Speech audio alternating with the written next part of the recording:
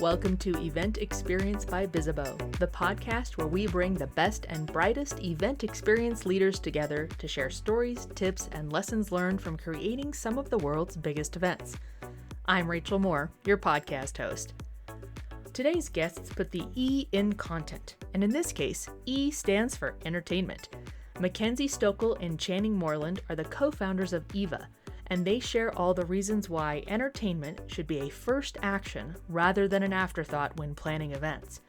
They also bring some truly out-of-the-box activation ideas into the discussion, so this one's a must-listen for your event experience success. Let's get into it.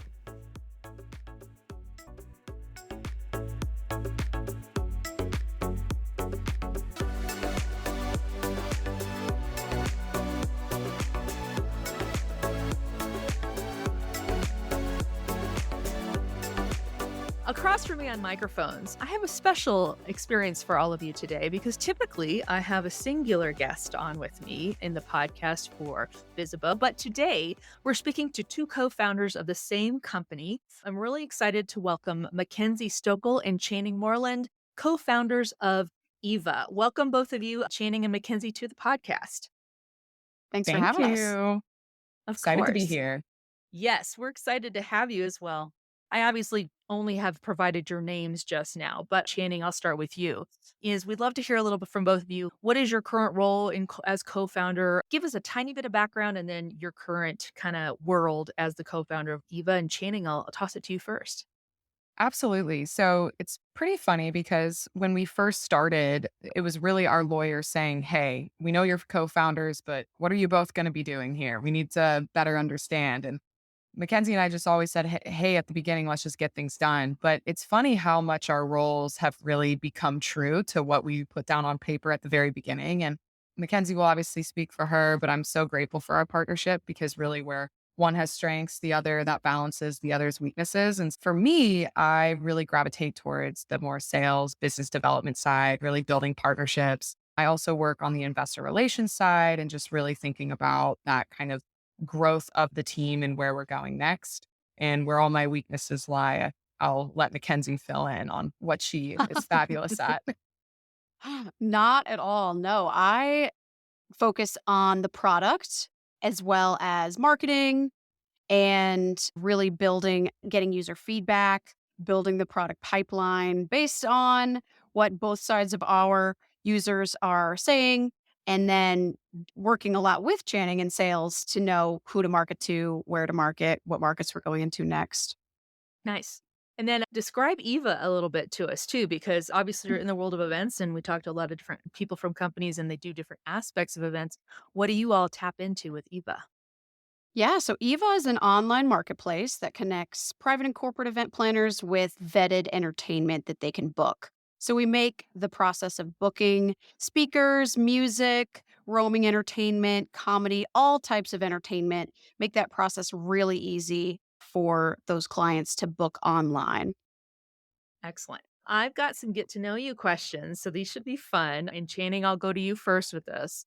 What are your go-to on-the-ground event day shoes? What are your favorite pair Ooh, to wear? my Everlane white Love it. sneakers. Love them, comfy. I'm a sneaker with a blazer kind of gal.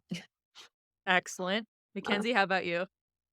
Also, white sneakers, my Air Force Ones, I feel like can't go Absolutely. wrong. Love a pair of white, clean sneakers. Got to have the flat shoes, of course, Mm, but keeping it yep. fresh.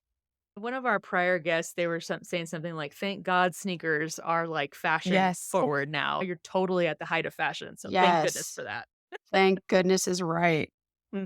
All right, Makenzie, to you first with this one. What are you listening to, watching, or reading these days that you cannot put down? Oh, love it. I'm reading a book called Mastery by Robert Greene, where it really is just talking about how important it is to find that one thing that you're really good at and stick to it. And you probably have known for your whole life what that thing is, even if it's just a skill, like being a really good communicator, just continuing to own that and not feeling the need to become a jack of all trades, but being like, this is my thing and I should stick to it. And here's like examples and ways of how you can. So I'm loving that book. And then For music, I will say the Sacred Souls is a band that has a new album out. Incredible. They are killing it. I love them. Nice. Very good. Good Rex. And then Channing, how about you? Okay, so I am a puddle over I finally just watched Love on the Spectrum, and I know I'm, like, so far behind, but it was just incredible. Music-wise, I am listening a lot to Fred again, love him. He's coming to Bonnaroo, I'm excited, little Tennessee shout out.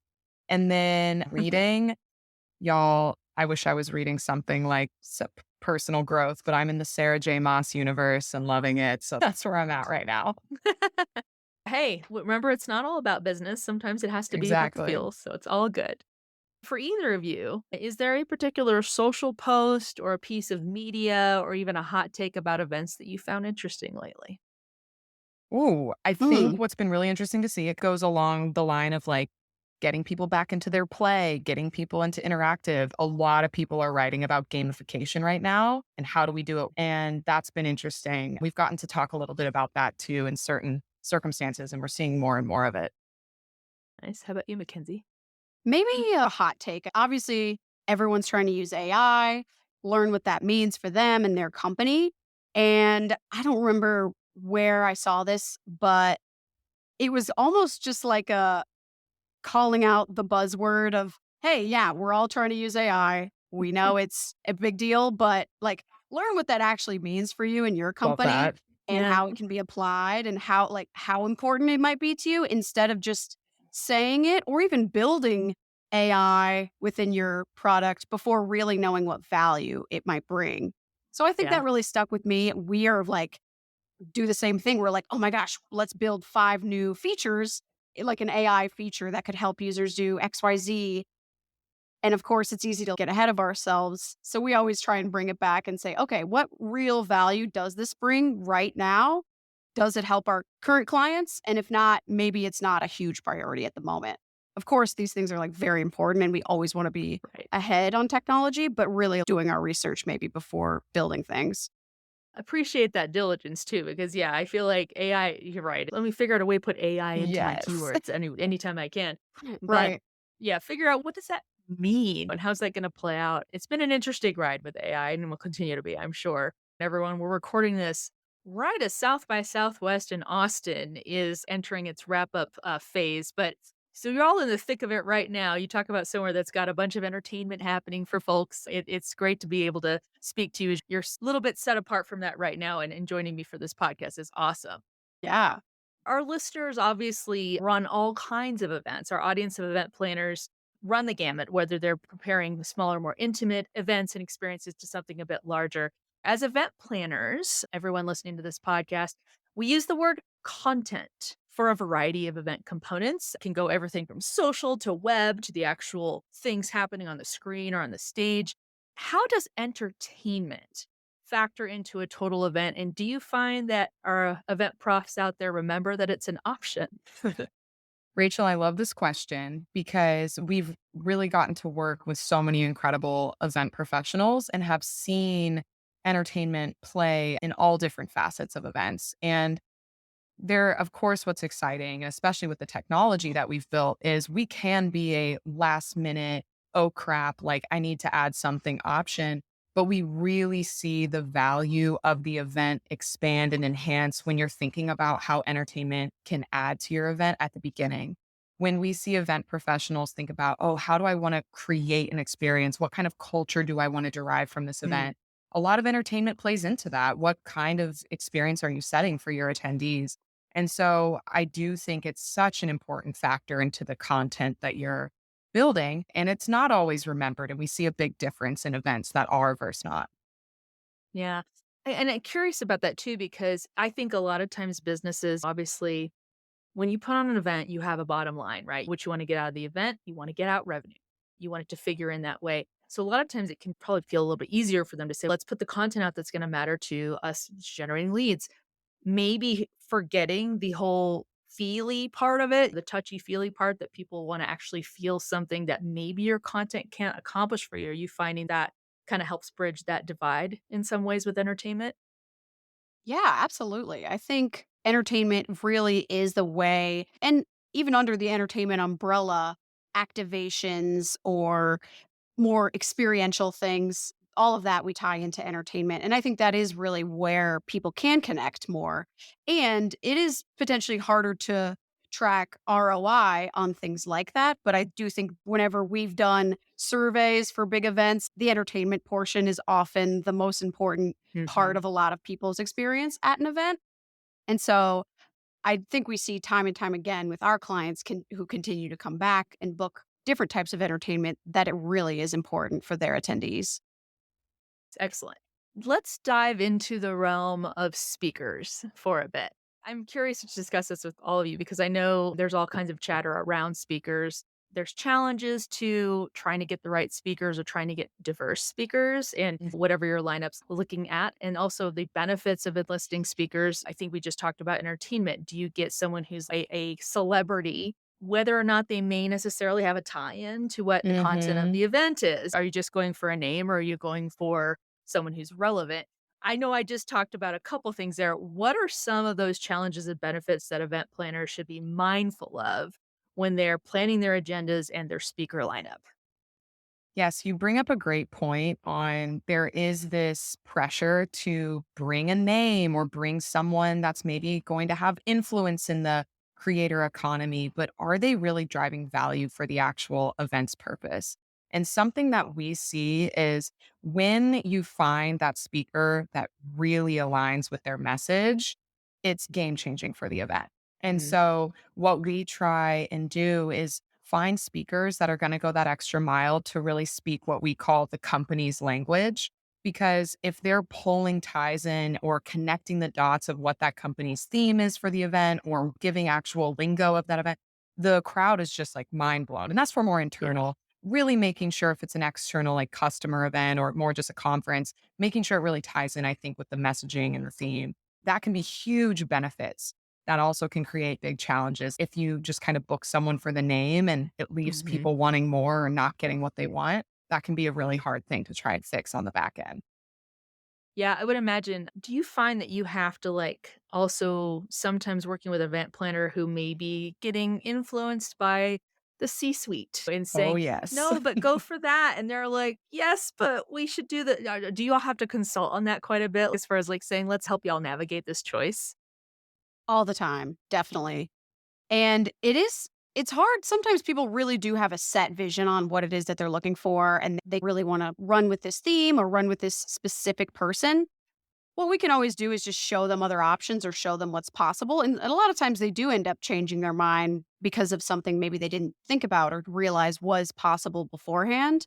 But Mhm. that's what we're always trying to do is just at least give everyone options. At the end of the day, choice is yours, but here's some other things maybe you didn't think about. It's nice that you create that kinda marketplace, or is that kinda what it's like where people can get in there and say, "We know we want these particular options or these particular characteristics," and then you're just like, "Here's a buffet, and you can pick what Yeah. you want." Exactly. Yeah. Event planners will create an event with all of the tags that they might be looking for. So if it's music, they would be genres. If it's speakers, they would be topics or themes that they may or may not already know what they want. Or they can be super broad and just say, this is the date of my event and this is my budget and this is the location. You tell me what's available at what price Yeah. point and what might be cool. So we get that a lot too, to where we can have lots of entertainers who maybe they would never have even considered booking start to apply and they'll get the ideas that way. Yeah, and I like what you say too about trying to align the speaker as much as possible with the event.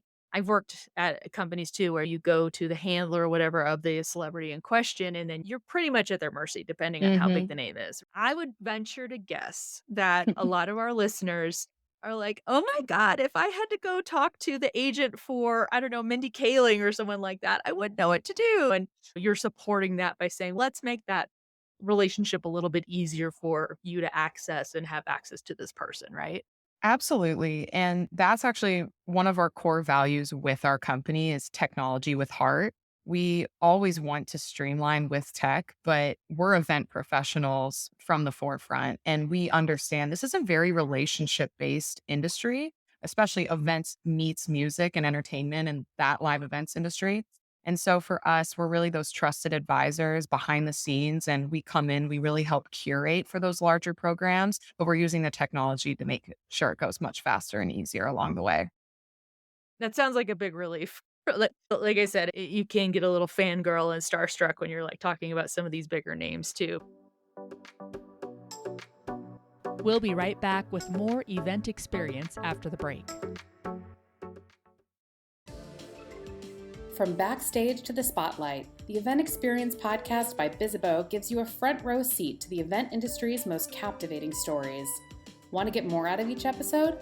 Visit bizzabo.com/podcast. That's bizzabo.com/podcast for show notes, transcripts, links and resources mentioned in each episode, and more. The Event Experience podcast by Bizzabo, where events become unforgettable experiences.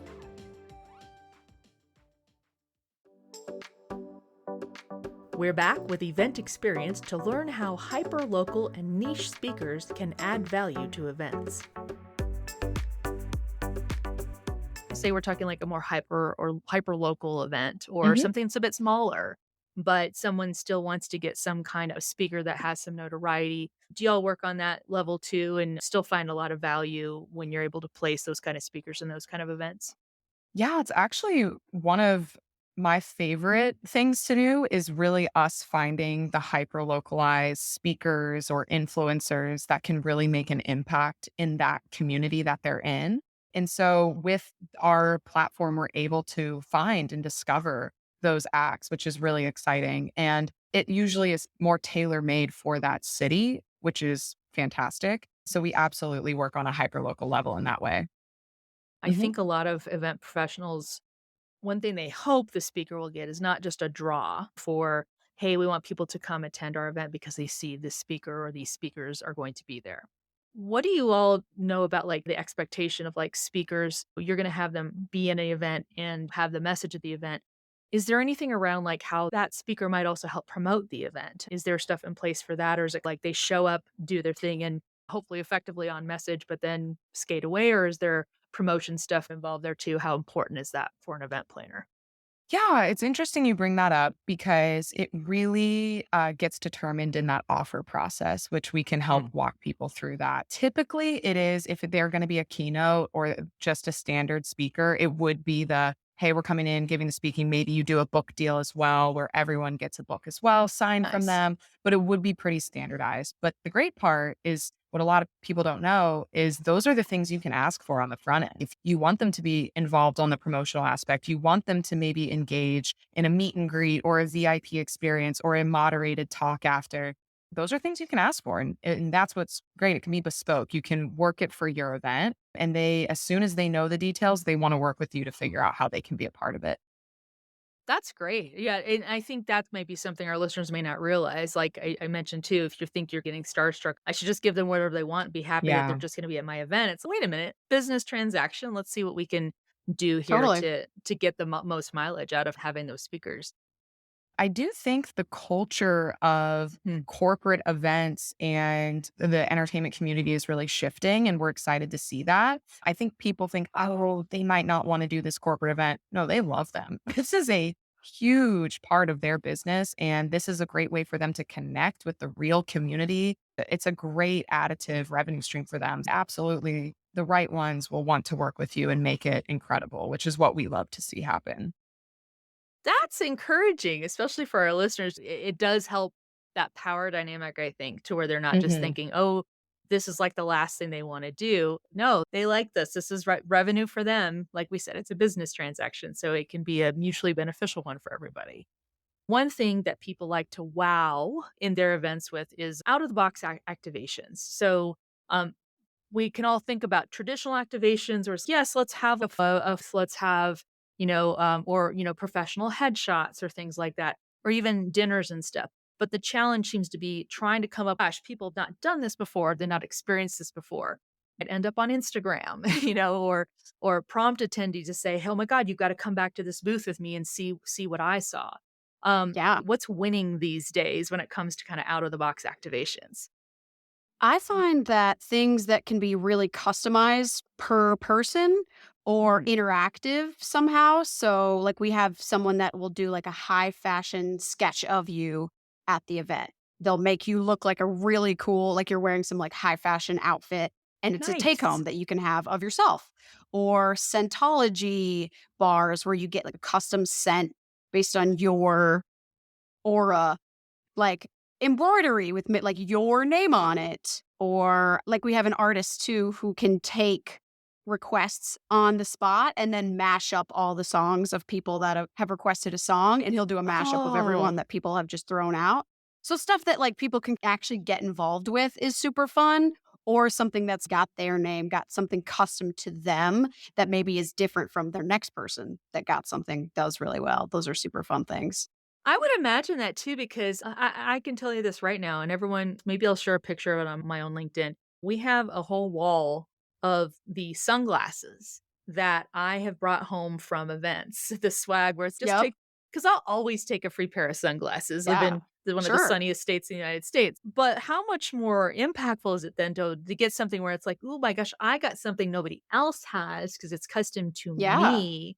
Do you have some other examples too of like, you're talking about, like, drone usage and stuff like that. What do y'all see with that kinda stuff? Yeah. There's the like a drone show where even many a drone Oh, can cool. come together and make the logo or make a phrase that maybe has to do with the event where it's an actual show that you're watching. Or they can have one or two drones at an event that are like handing things to people. Or there's a bartender that uses a drone, and the drone is actually the mixologist where it's around and is actually pouring the drink for the person. So there's like lots of cool different stuff that we've seen with drones, which is super exciting and fun. And of course, yeah, it's always just brings something new as far as technology.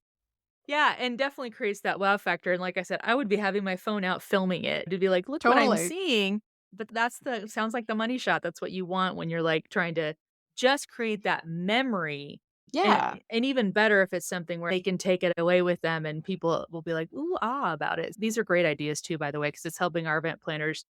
Alright, I'm gonna make what might be an older movie reference, so hopefully people can forgive me. A wise Mm, man once said, "Are you not entertained?"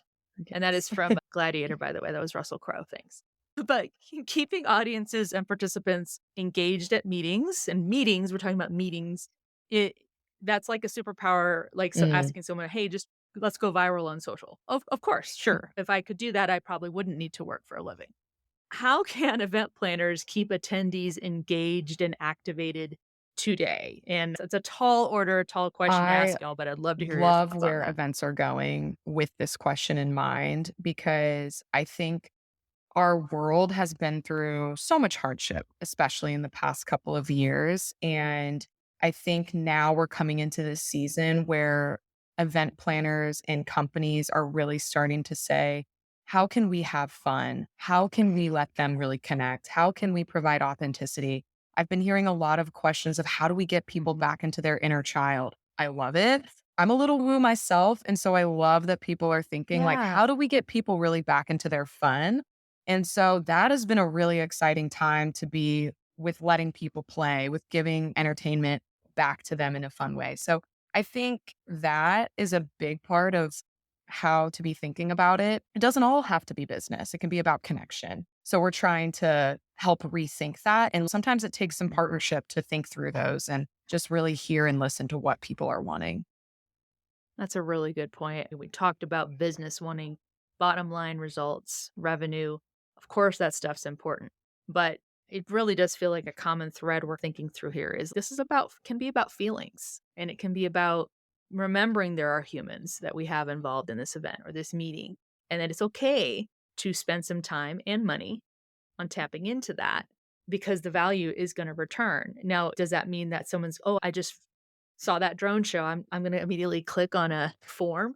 Maybe not, but it certainly can be part of that funnel, right? It can be part of the whole interactivity and that demand Yes, generation. as much as we talk, like we were saying earlier, as much as we talk about this creative, deeper connection, we also do love to tie that to ROI when we can, because we understand there's a bottom line and we have to think about that return. Maybe we can link it in the notes of the podcast, but there's two really interesting industry reports that recently came out. The Event Incentive Index was one of them. And it was talking about how we are seeing more and more that creating culture, connection, providing entertainment and events is directly relating to more sales, more employee retention, greater ROI of the event. So it's really interesting to start to see that being better defined. That's a great point. You brought up something great too, because I know people, if you're thinking like, yes, I'm going to go spend 5 figures on getting a name, a celebrity or someone, a speaker, or this other entertainment package as part of my event, does that directly contribute to my revenue? Maybe not, but they're going to want to know what the KPIs are now. How am I going to see a return on that investment? But I love that there is science out there. There's research already being done to say, hey, there is a value to this. But that might be one other question too. When you're asked to deliver like a KPI or say, hey, if we're going to use you all and if we're going to get this person to speak at our event, how are you demonstrating that It's a ROI great to the question. event And planner? as the world is rapidly evolving on how to track ROI, what data we can track. So that's always a place to keep growing. But we at least really try to better first understand the demographic and what their ideal return of the entire event is before we even go to a Mindy Kaling, really Mhm. understanding what's the purpose. Then from there, once they've decided, okay, I want XYZ, we're really trying to understand what will the post-event recap response survey be from attendees? How can we be asking these questions to make sure that we understand how it went in their opinion, what they liked, what they hated? Did they feel like there was a real connection to the message? There's more of like subjective things, but we're trying to get more and more dialed in on that as we grow. Obviously, we're all after data all the time and it's always changing and growing. So that's something amazing to look at. Speaking of activations, wanted to give you all the opportunity. Is there one specific activation or entertainment or speaker that you'd like to call out where you just crushed it? So hard to pick just one. Maybe I'll talk about some of the music side. Maybe Channing, you can talk about speakers, activations. But one of my favorite artists to book is Nico. That's Ni/CO. They're awesome. It's a guy girl duo, and they just absolutely kill it. Both have some of the most amazing voices I've ever heard. It's pop R&B, and they can do anything for different clients and can totally customize a set. And then someone else, Carl Lochner, is the other artist I love and would recommend for companies because he's the one that will take the songs and do mashups. Totally customizable, super fun, always does a really great job. And Channing, what about you? What about activation, entertainment, or speaker that you're like, nailed it that time? Yes, it's so hard to pick, but there is a speaker I'm especially loving right now, especially thinking about trying to really think about diversity initiatives. And I just feel Denise Soler Cox is the most amazing. Mm. She really focuses on the theme of belonging, which I think is such a big concept right now for where communities are at. And it's an incredible story. You'll have to go check her out. But she actually created a film to really talk about, as a Latina woman, the diaspora of that and feeling of belonging. And so she's just incredible. So she just continues to nail it for us. Also, just people are wanting interactive right now. They're wanting experiential, they're wanting to feel connected. And so even like small things, like we have this really cool resin art by Anya. She brings these beautiful flowers and people can pour resin and create these incredible coasters or frames and it's just a fun kind of unexpected thing for someone to make at an event and it really gets them into their creative side so much, but those have been ones that I'm really loving right now. Love all of those. Wow. Again, popping ideas into the heads of our event planners who are listening. This is great. Easiest question of all for you all. Where can our listeners find and follow you online? Makenzie, I'll take you first. My personal Instagram is at Ken's Stokel. Our company is at Book with Eva. And I'm at Channing Moreland. Nice and easy.